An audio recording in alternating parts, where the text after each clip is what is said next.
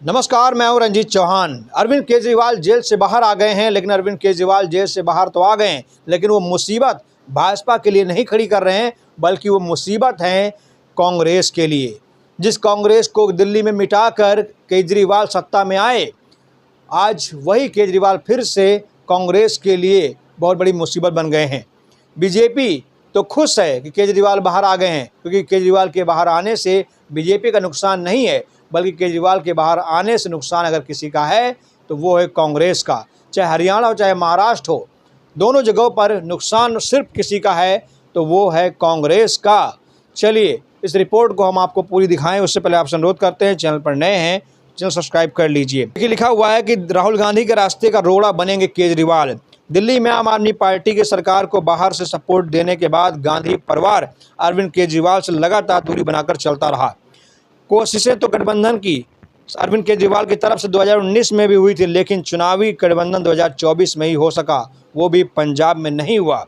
तब कांग्रेस ने हरियाणा और गुजरात में एक एक लोकसभा सीट आम आदमी पार्टी के लिए छोड़ी थी, लेकिन अब तो हरियाणा के साथ दिल्ली में भी अरविंद केजरीवाल कांग्रेस से भिड़ने की तैयारी कर चुके हैं। इंडिया ब्लॉक में कहने को तो अरविंद केजरीवाल और राहुल गांधी दिल्ली में साथ चुनाव लड़ रहे थे, लेकिन किसी भी कदम पर ऐसा नहीं लगा कि दोनों दल साथ हैं। रोड शो या रैलियां तो भूल जाइए, दोनों दलों के नेताओं ने एक साथ कोई प्रेस कॉन्फ्रेंस भी नहीं की। अब तो ये तो देखने में आया है कि अखिलेश यादव, तेजस्वी यादव, SK स्टालिन और ममता बनर्जी जैसी नेता अभी राहुल गांधी के साथ खड़े हैं, लेकिन अरविंद केजरीवाल को लेकर ऐसा बिल्कुल नहीं लग रहा है कि वो खड़े हैं। अरविंद केजरीवाल की राजनीति में जितनी आक्रामकता देखी गई, नाटकता भी उतनी नजर आती है। पैतरेबाजी तो हद से ज़्यादा है। बीजेपी से ज़्यादा तो चीज़ें राहुल गांधी के लिए मुसीबत का सबब रही हैं।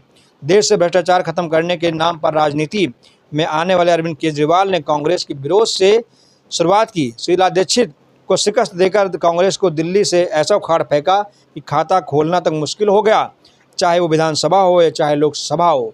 अब ऐसे में सब लोग यही कह रहे हैं कि जिस कांग्रेस को मिटाकर केजरीवाल सत्ता में आए, अब उसी कांग्रेस को फिर से मिटाने की पूरी तैयारी केजरीवाल ने कर रखी है।